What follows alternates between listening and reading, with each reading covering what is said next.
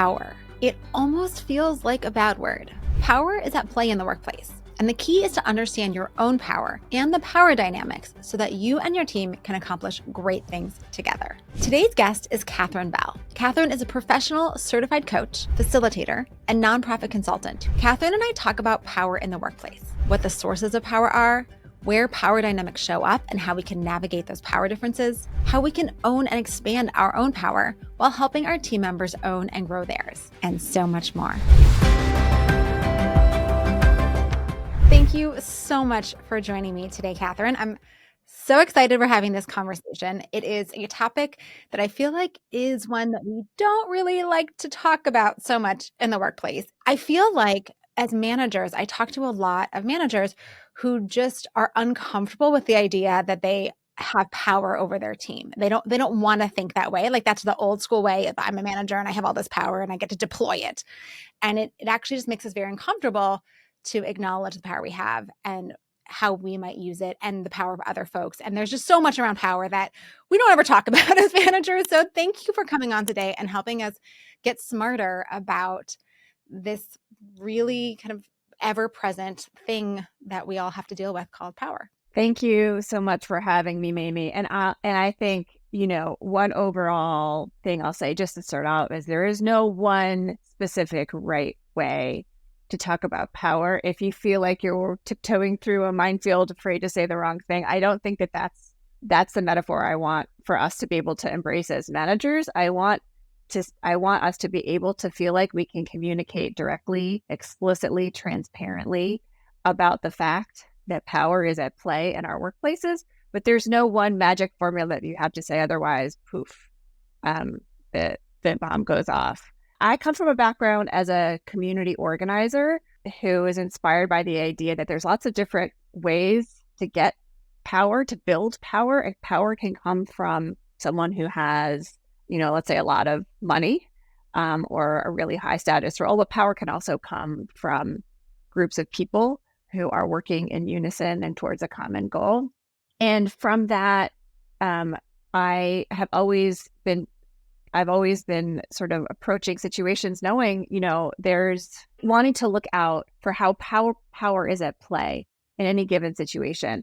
And I was on a nonprofit board one time and I wanted to understand what's going on here? What's the lay of the land? How does this work? And my approach is to I approached one of the board members who was there because he cared about the mission of this nonprofit. And I said, so who has power here? And he looked shocked and he was like, well, none of us have power. We're all equal here. And I was like, oh, I sort of realized for him, acknowledging that there is a power dynamic, acknowledging that someone has power is like a negative thing that he associates with, I don't know, something bad. I was approaching power as a very neutral thing. It's neither good nor bad. It could be deployed for lots of different uses. And it's something that we can talk about so that we can use it sensitively, thoughtfully, and we can even shift it if we need to. Yeah. I mean, that experience of feeling like, we're all the same here. Like we don't have differences in our power. We all get an equal voice, I think we'll say, right? It's a little naive, right? To believe that. And I have definitely been in meetings where I have not acknowledged my positional power, right? That I have as the most senior person in that room at that table and walked out going, that was so great. Everyone really spoke truthfully, right? And then you hear later, well, so-and-so didn't really speak up or there was some side chatter afterwards.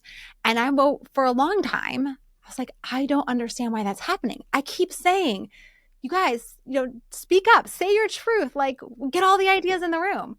And the reality is that as many times as I say, I want you to be comfortable. I want you to be yourself. I want you to speak your mind. I want you to push back. I want you to disagree.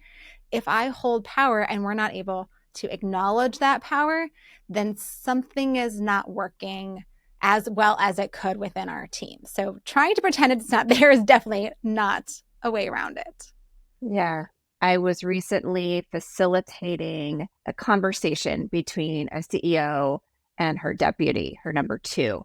to help support them through a challenging dynamic. And the idea was to have each of them have a chance to name what's working well in this dynamic in our working relationship and what's not working so well.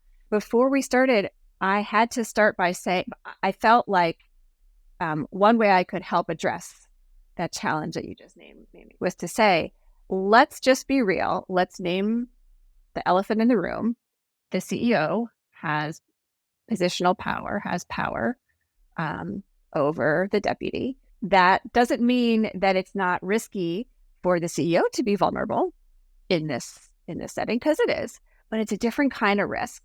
And even if the CEO is not actually intending to exercise power in a sort of explicit way to sort of coerce or crush her deputy, which of course she didn't, I felt like it was important for both to acknowledge for both of them that there was a different kind of risk for the more junior person, and that the CEO therefore needed to act accordingly, which I think doesn't mean a specific thing, but I think it means being particularly encouraging of dissent, of critical feedback, of specifically going out of her way to not be defensive early in the conversation, to send sort of a positive feedback loop to the more junior person to say, like, this person's not going to use their power to crush my voice.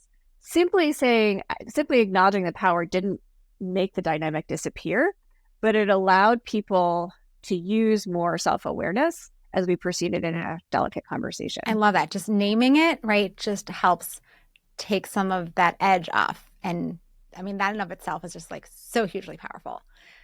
A little pun. Power is powerful. Okay, great. So next up, all right. So we talked about positional power, which I think is like the easiest one for most of us to understand because we mostly work within some sort of hierarchical system.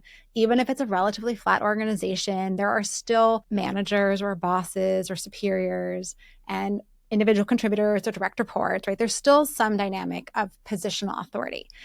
But that's not the only way that we have power. So can you maybe walk us through some of the other ways we have power? I mean, some that I have been thinking about. One I'll call informal power, which, it could come from a source outside of your role in the organization. So it could be if you're someone who has an extensive network, you're just incredibly networked in and you have a huge amount of political or social capital, a lot of power associated with a particularly valued skill or expertise. If you have someone, for example, on your team who's the only one who really knows how to work numbers and really no one else has that skill, there's a lot of power in being the person who holds the key to that door to our quantitative work together. You also could have power that comes from having the ear of someone who does have power. So you might be adjacent to power, and that gives you some informal power. There is also another form that I call personal power, which I think of as our presence or our internal power. It's the power that comes from within us.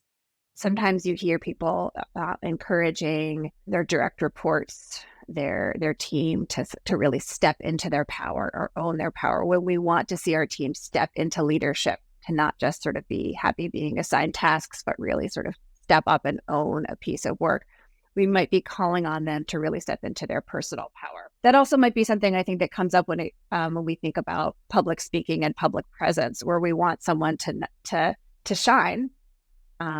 And to let their full brilliance out into the world. And I think of that as sort of stepping into your personal power. Lastly, there's this category that I think of as unearned power. And sometimes people talk about this like unearned privilege.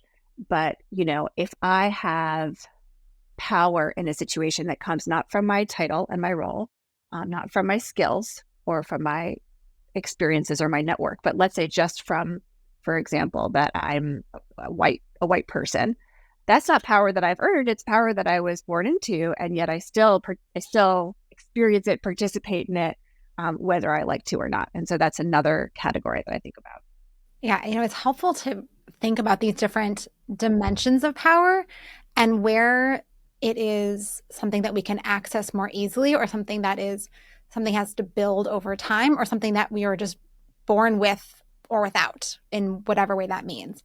And I think about like relational power, right? If you have a broad network, right? That is something that you can build if you want to increase your power within an organization. You can actively go out and network with people inside your organization. Same thing with your expertise, right? We can actively develop our skills, our expertise, our knowledge, our experiences to increase our power within the context of our team or our work. And then personal power too. I've never even thought about that when someone says like step into your power, but there is something that is very powerful about speaking with confidence, about making your presence known in a room, right? And that's something that we can tap into, I think, probably like any time, right? That's something that we can just connect with ourselves. And then the unearned power, like that one, that's tricky, right? That's one of those dynamics that we don't get a say in, and it makes for challenging workplace relationships, challenging workplace dynamics. So, yeah, I'm wondering how do you think about what power you have? Like, does it matter what team you're on or what organization you're in or what meeting you're in? Do we kind of always possess the same power? Or is there some dynamic that changes based on who we're with or what we're doing? I really appreciate that question, Mamie. I think, except for a very few people, President of the United States of America, with unquestioned, uh, positional power. For most of us, power is really contextual, and I feel like there are certain kinds of power that are very true for me wherever I go in the United States, but that might change if I go to a different country, for example. And there's certainly, I think, power that changes, when I'm inside the context of my organization. Let's say I'm the CEO, or let's just say I'm the manager of a team. And when I walk outside of that organization and I walk into, let's say, an angry mob who's angry at me, it doesn't really matter that I'm a CEO of an organization in that moment, right?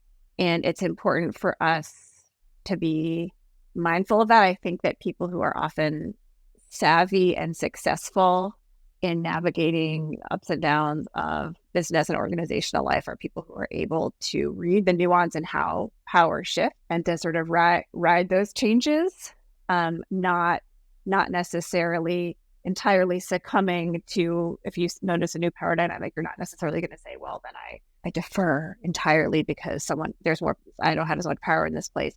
But you want to be savvy that the power that you might have in any given situation is shifting. What you said also made me think a little bit about when you said about relational power, was really interesting because I think it's possible to be a manager who has positional power, to be on paper, to be the boss of a team, a number of people, or one person, but not necessarily have relational power. And I think it's possible to be a manager who really leans into and utilizes relational power to do their work of management effectively. That relational power could be about taking time to build thoughtful, boundaried and professional, but meaningful relationships within the team, between teams.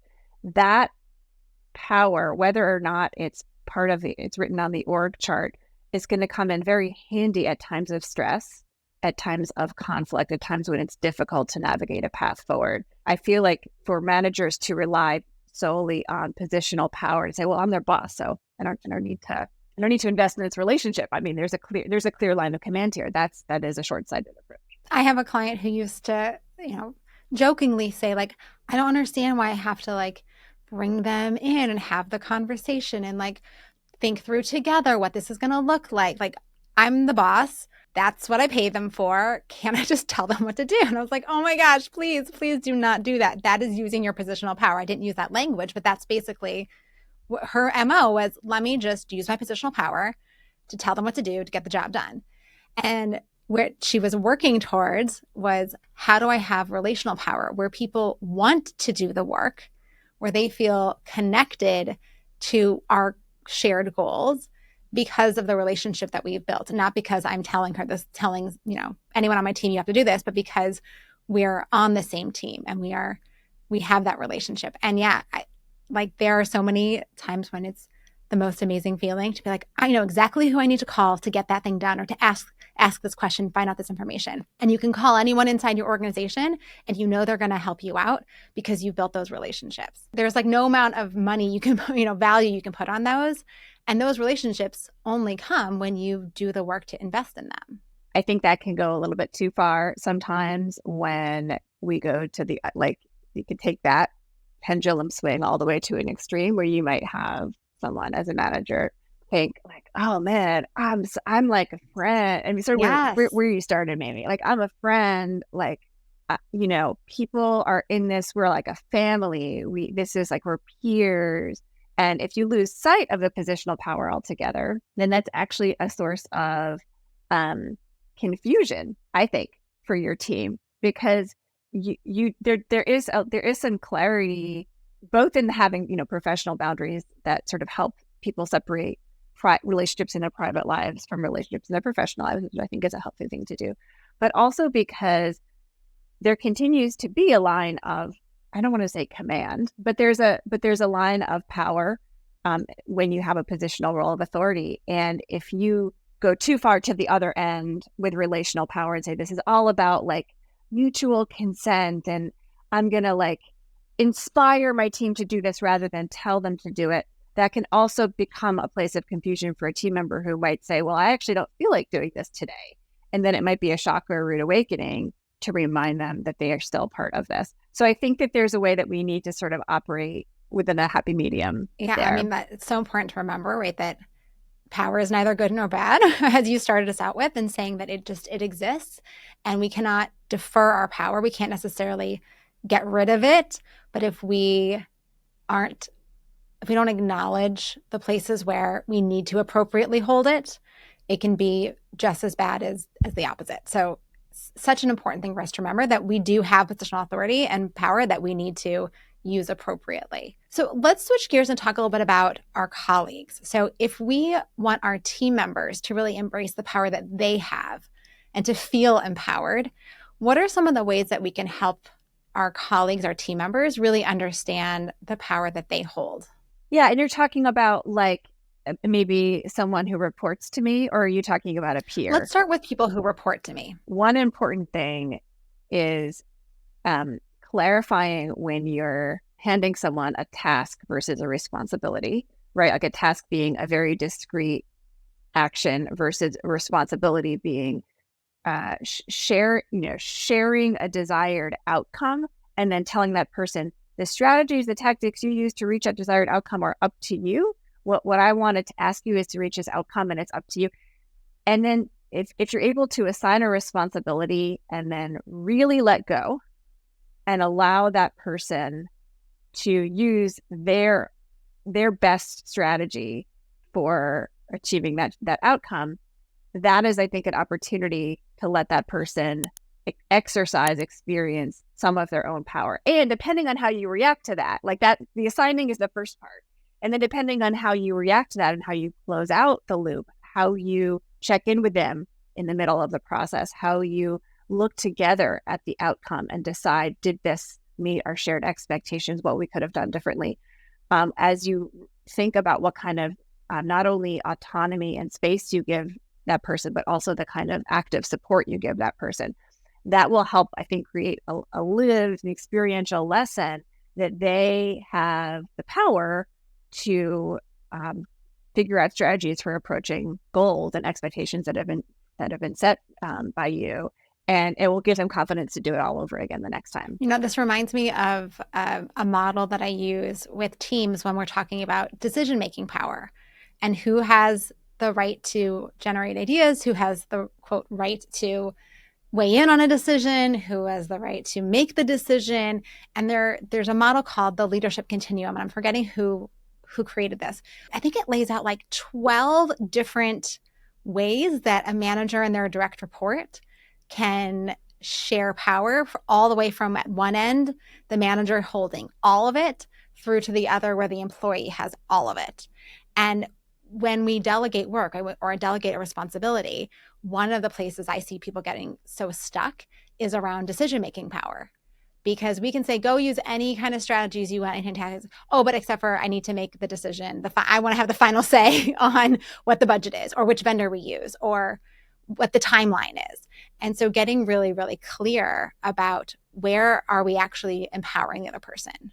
What is the sandbox? What are the boundaries that we're setting for someone to really step into their power and make those decisions, and where are the places where we say, actually, no, we still need to share some power here, and we need to come together, and I need to have a final say, or at least I need to have some input. It's like, it's nice when it sounds like big and grand, but it actually always comes down to like the little details of making this decision, or signing on that dotted line, or establishing that deadline. Right. And for example, being able to clarify, you have the power to make this decision, but I as the manager would like to I'm going to retain veto power, for example, which is, in case of emergency, here's the emergency brake that I will pull if I have to, but short of that, I'm going to sort of do everything I can to let you approach this aim from your perspective. There's another thing I'm thinking about with the way power plays out for our team is also around psychological safety, and thinking about how important it is for highly functional creative teams for there to be voicing of creative ideas, out of the box ideas, things that might be high risk but high reward, or dissent against a sort of groupthink or popular opinion. Being able to dissent, being able to offer a critical opinion or an outside of the box idea, I think we all know is really important for highly functioning teams and for succeeding in a huge range of activities. It can be really easy for team members early on to learn unintended lessons, like it's, I'm a subordinate here. It's not good for me to rock the boat.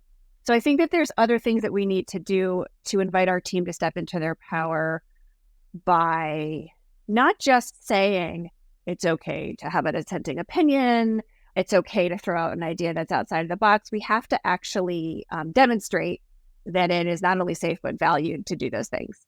And so when we're able to use either sort of model vulnerability ourselves as managers by doing those things, or when a team member does it, to sort of go out of our way to say, to lift that person up, to say this kind of vulnerability, this kind of risk taking, this kind of creativity is really valued here, even though it might not succeed. It's really important to, we have to go out of our way to lift that up.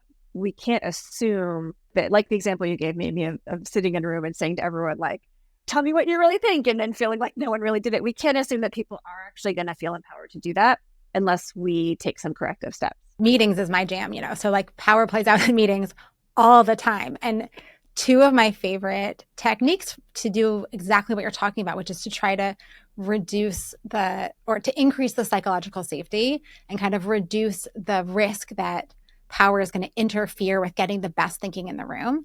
The first, which many teams have already probably done, is to use anonymous input tools, right? There are all these great boards now online where you can go and you just become like an anonymous little icon, and you can put your ideas onto the board and no one knows who they came from, right? And that is such a great way to reduce the risk that, the personal risk that you're putting out by sharing something that's a dissenting idea or a crazy idea. The other, which I've only tried once, and I think it went really well, was we did a brainstorm session on Zoom, but we had everybody turn their cameras off. And so you couldn't see people's facial expressions after you spoke, which normally is like the whole opposite, right? The whole point is that we want to see how people react. We want to see their facial expressions. It's how we connect and get so much information from our body language. But actually, when you're sharing dissenting ideas or sharing criticism or sharing risks or sharing kind of out of the box thinking, as soon as you see someone in the room who you believe has more power than you do, whether that's authority power, right? Or could be they've been here longer and everyone kind of just respects them on the team or whatever. As soon as you see them, imperceptibly make that kind of look, it totally changes, right? The room. It shuts you down as an idea sharer. It creates, whether it's real or perceived, it can be a problem. And so we did this one time and it was super fun because people were sharing their ideas and you couldn't see how anyone was reacting. So it was just like a firecracker of, fireworks of ideas being shared out. And then afterwards we turned our cameras back on and we started really having a discussion. And it was just a fun thing. And I hope some teams will try that and let me know how it goes if they do. I love that. I've never heard of that, and I definitely want to try it. I've definitely been in the Zoom camp of the more videos on, the better, and I think that's a great example where that's not always true. It's also making me think about, as a manager, at the ways that we're trying to help our team step into their power, and I think like everyone having power rises all boats. It's not a zero-sum game, right? It's not like if my team members feel empowered, then I as a manager have less power. I actually think that we can build our overall effectiveness and power to achieve our goals when people are all living into it. In addition to what you described, there's a way that we want to help support our team to build their tolerance and resilience to things like subtle messages that they are not valued, so that over time, not only can they be taught that, you won't be punished for sharing an unpopular idea, but also like you're someone who can weather naming an idea that not everyone loves, and that's okay. And you can sort of develop the resiliency and the tenacity to continue to think independently as part of this team. That kind of support of your teammates could come through one-on-one meetings after a group meeting, for example, where you could say to someone, I saw that not everyone voted for your idea, but it's really important to keep sharing ideas. That's what's going to help us, get to that out of the box idea one day. That's going to help us break I feel like through. we could go on and on, but unfortunately we're out of time. So Catherine, can you tell us about a great manager that you worked for and what made this person such a fantastic boss? Well, I worked for Edith Klein, who is the CEO of Keshet, which is an LGBTQ advocacy and education organization that works nationally in the Jewish community. And she was an incredible boss because she led with the power of optimism. She believed in me. She believed in our team. She believed in our mission. She is a descendant of Holocaust survivors who felt like the world is ours to make it as amazing, as powerful, as excellent as we can. And one of my first weeks on the job, she asked me to lead, to plan and facilitate a retreat for a team that I was overseeing. And in my previous job, that would have taken me like 6 weeks to plan. And I was like, well, I can't do it. I only have 1 week. And she was like, Catherine, I know you can do this. And I did. And from then on, I was able to plan retreats in 1 week because of the power of her optimism. She sort of helped me leap over my perceived self-limitations. And so I'm always going to be grateful to her. Fabulous. All right. And where can people learn more about you and keep up with your work? The best place to find me is on my website, which is catherinebellconsulting.org. Awesome. Well, thank you again for coming on. I love this conversation. I hope more teams will go and talk about power, talk about how they can use their power as individuals, collectively, and that it'll stop being such a weird thing and just become like part of how we get our work done. Thank you so much, Mamie. It's great to talk with you.